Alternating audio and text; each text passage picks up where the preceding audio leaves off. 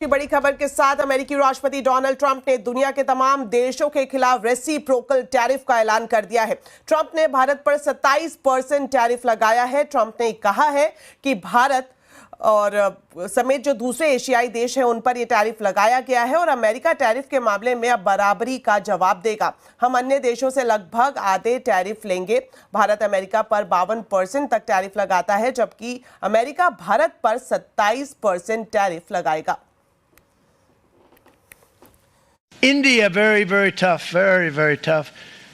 The Prime Minister just left, and he's a great friend of mine, but I said, you're a friend of mine, but you're not treating us right. They charge us 52%. You have to understand, we charge them almost nothing for years and years and decades, and it was only 7 years ago when I came in, we started with China and charged them. We took in hundreds of billions of dollars from China in tariffs, and they understood, honestly. President Xi understood. He said, look, I understand, and the other countries, and they all understand. We're going to have to go through a little tough love, maybe, but they all understand. They're ripping us off.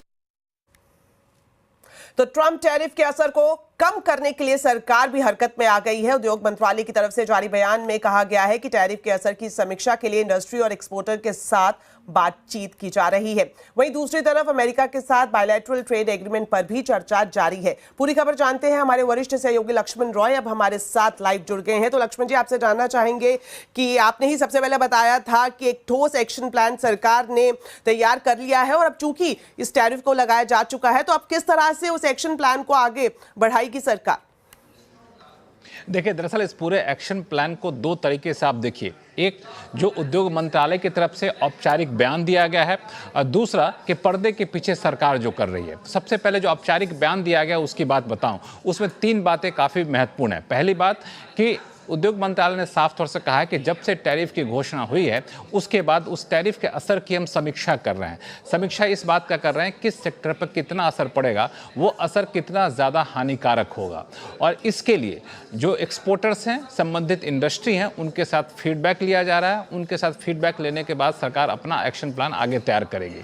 दूसरी महत्वपूर्ण बात कि US के साथ bilateral trade agreement हो रहा है, उसके लिए बातचीत काफ़ी एडवांस स्टेज पर है और ये अलग अलग सेक्टर के लिए मल्टी सेक्टोरल ट्रेड एग्रीमेंट होगा और इस ट्रेड एग्रीमेंट पर बातचीत आगे होगी और आने वाले दिनों में भारत यूएस एडमिनिस्ट्रेशन के साथ इस पर और बातचीत आगे बढ़ाएगी। तो एक तरफ से हिंट है, मदद, ये संकेत है कि जब ये बायलैटरल ट्रेड एग्रीमेंट हो जाएगा तो एग्रीमेंट के तौर पे तहत जाहिर तौर पे भारत भी कई सारी चीज़ों पर ड्यूटी घटाएगा।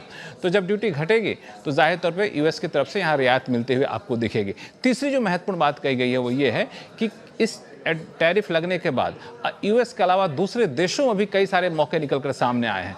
उन मौके को कैसे आपदा में अवसर की तरफ भुनाया जाए, उसको भी उद्योग मंत्रालय काफ़ी गंभीरता से दिख रहा है। ये तो रही बात बयान की। पर्दे के पीछे उद्योग मंत्रालय, प्रधानमंत्री कार्यालय, वित्त मंत्रालय, विदेश मंत्रालय, नीति आयोग, 5 अलग अलग विभाग संपर्क में हैं।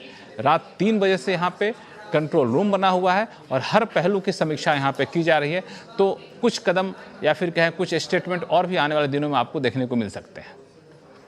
जी शुक्रिया लक्ष्मण जी इस पूरी जानकारी के लिए। तो जिस तरह से लक्ष्मण जी बता रहे थे कि बाकायदा एक कंट्रोल रूम बनाया गया है और लगातार नीति आयोग और दूसरे बड़े मंत्रालय संपर्क में है, बातचीत कर रहे हैं, किस तरह से आगे की रणनीति रहेगी इस पर सलाह मशवरा कर रहे हैं। इसी बीच आपको बता दें, मुख्य आर्थिक सलाहकार वी अनंत नागेश्वरन ने कहा है कि यूएस टैरिफ को लेकर तत्काल प्रतिक्रिया देने की जरूरत नहीं है। अमेरिका के साथ द्विपक्षीय व्यापारिक समझौते पर भी बातचीत चल रही है, ये भी उन्होंने बताया है। Commerce Ministry put out a good statement. We are looking at the global strategic partnership. So I think you should go with what the Department of Commerce has put out. We are already on a conversation with them on the bilateral trade agreement, and that conversation is continuing. तो Trump ने भारत पर 27% reciprocal tariff लगाया है। इसका बाजार पर और अलग अलग सेक्टर पर क्या असर पड़ेगा, ये जानते हैं यतिन मोता से। तो यतिन, बताएं ट्रंप टैरिफ का भारत के किस सेक्टर पर कितना असर पड़ेगा, और साथ ही ये भी जानना चाहेंगे कि ब्रोकरेज कंपनियां इसे किस तरह से देख रही हैं। देखिए, तो ट्रंप ने रेसिप्रोकल टैरिफ का बड़ा अनाउंसमेंट कर दिया है, जिसके अंदर भारत पे उनकी प्रेस रिलीज के हिसाब से 27% का टैरिफ लगेगा। अगर हम बात करें तो कौन से सेक्टर्स को छूट मिली है, फार्मा ऑब्वियसली क्योंकि एसेंशियल इंपोर्ट्स हैं और IT, semiconductor, gold, steel, aluminium, copper और काफ़ी सारी कमोडिटीज़ जिसका उत्पादन यूएस में नहीं होता, इन सारी चीज़ों को एग्जेम्प्ट रखा गया है। अगर हम बात करें तो कौन से सेक्टर्स को एक न्यूट्रल स्टांस देखने को मिला है, उसमें फार्मा और आईटी ऑब्वियसली शामिल है, क्योंकि यहाँ लग रहा था कि कुछ टैरिफ होंगे लेकिन टैरिफ नहीं आए, जिनके कारण सारे के सारे फार्मा शेयर में अच्छी खासी तेज़ी देखने को मिल रही है। हालांकि स्लोडाउन के चलते अगर यूएस स्लोडाउन हो गया तो आईटी शेयरों को एक मार पड़ सकती है, जिसके कारण मिड कैप आईटी में पर्टिकुलरली सेलिंग आपको देखने को मिल रही है। अगर हम बात करें पर्टिकुलरली ऑटोमोबाइल्स पे तो टाटा मोटर्स, क्योंकि जेएलआर की लगभग 20% आय यूएस मार्केट से आती है, उससे ज़्यादा आती है, तो यहाँ आपको दिक्कत हो सकती है क्योंकि ऑटो पे ऑलरेडी एक 25% का टैरिफ ट्रंप ने अनाउंस कर दिया है। टेक्सटाइल्स के लिए पॉजिटिव है इन द सेंस कि पाकिस्तान, बांग्लादेश जैसी जो बड़ी इकोनॉमीज़ हैं जो टेक्सटाइल एक्सपोर्ट्स करती हैं, इन पे भारत से ज़्यादा टैरिफ लगा है, जिसके कारण इंडियन टेक्सटाइल कंपनीज़ को एक बेनिफिट होता हुआ नज़र पड़ रहा है। तो ये सारे शेयर्स आपको तेज़ी में दिखाई पड़ रहे हैं, पॉजिटिव में दिखाई पड़ रहे हैं। इलेक्ट्रॉनिक्स की बात करें तो क्योंकि कोरिया, वियतनाम जैसी बड़ी जो कंट्रीज़ हैं जहां आपको एक बड़ा इलेक्ट्रॉनिक बेस दिखाई पड़ रहा है, उसके मुकाबले भारत पे कम टैरिफ है, तो वहां पैनिक देखने को मिल रहा है और क्योंकि उनका नुकसान हो रहा है शायद भारत का फायदा होता हुआ नज़र पड़े। James and jewellery obviously chemicals sector के साथ यहाँ नेगेटिविटी है क्योंकि एक्सपोर्ट्स पे एक इम्पैक्ट होता हुआ नज़र पड़ेगा, डिस्क्रिशनरी स्पेंड्स कम होंगे, जिसके कारण केमिकल के मांग में और in general James jewellery sector पे थोड़ा बहुत दिक्कत होने की बात आ रही है। और अगर हम ब्रोकरेज की माने तो मॉर्गन स्टैनली को लगता है कि भारत एक प्रेफर्ड कंट्री होना चाहिए इन्वेस्टमेंट्स के लिए।